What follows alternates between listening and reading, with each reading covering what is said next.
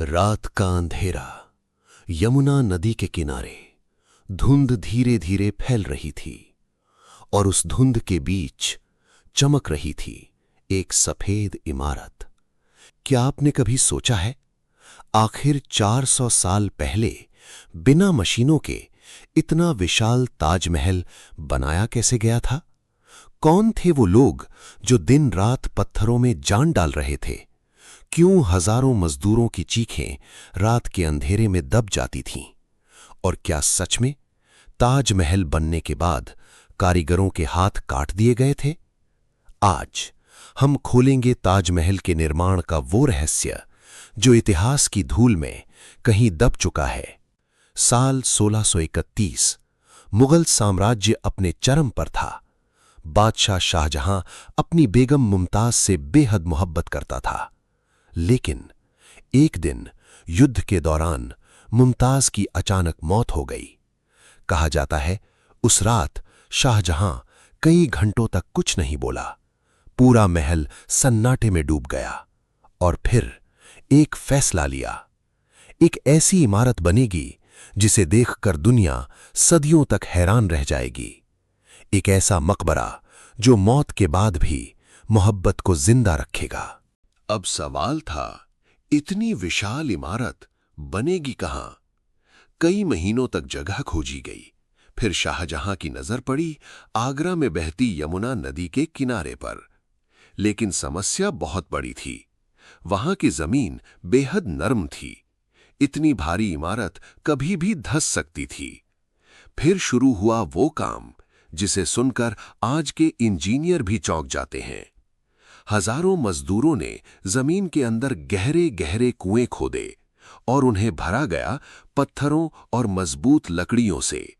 यानी ताजमहल की नींव सिर्फ जमीन पर नहीं, बल्कि सैकड़ों छुपे हुए स्तंभों पर टिकाई गई थी। अब सबसे मुश्किल काम शुरू हुआ। सफेद संगमरमर राजस्थान के मकराना से लाया जाना था, लेकिन उस समय न ट्रक थे, न क्रेन, न मशीनें। फिर भी हजारों टन पत्थर आगरा तक पहुंचाए गए। कैसे? विशाल हाथियों के काफिले, सैकड़ों बैलगाड़ियां और हजारों मजदूर। कहा जाता है एक एक पत्थर को लाने में कई कई हफ्ते लग जाते थे। दिन में जलती धूप और रात में हड्डियां जमा देने वाली ठंड। लेकिन काम कभी नहीं रुका। धीरे धीरे सफेद पत्थर एक सपने की शक्ल लेने लगे। दुनिया भर से कलाकार बुलाए गए, तुर्की, फारस और मध्य एशिया से।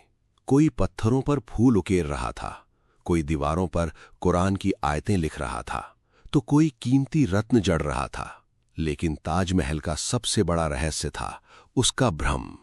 मुख्य दरवाजे से देखने पर वो बहुत बड़ा दिखाई देता है, लेकिन जैसे जैसे आप पास जाते हैं वो आकार बदलता हुआ महसूस होता है। और उसकी चारों मीनारें सीधी नहीं बनाई गई थीं, उन्हें हल्का बाहर की तरफ झुकाया गया था ताकि भूकंप आने पर वो मुख्य गुंबद पर न गिरे। 400 साल पहले इतनी अद्भुत इंजीनियरिंग सोचकर ही रोंगटे खड़े हो जाते हैं। समय गुजरता गया। 1 साल, 5 साल, 10 साल और आखिरकार करीब 22 साल बाद ताजमहल तैयार हुआ। 20,000 से ज्यादा मजदूर, सैकड़ों कलाकार और अनगिनत रातों की मेहनत। तब जाकर दुनिया की सबसे खूबसूरत इमारत खड़ी हुई। जब पहली बार सुबह की रोशनी ताजमहल पर पड़ी तो संगमरमर ऐसे चमका मानो जमीन पर चांद उतर आया हो। लेकिन ताजमहल बनने के बाद एक डरावनी कहानी फैलने लगी।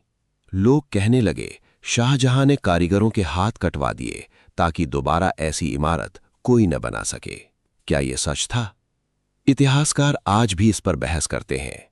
कुछ इसे अफवाह मानते हैं तो कुछ कहते हैं कि उस दौर में सत्ता के लिए कुछ भी संभव था।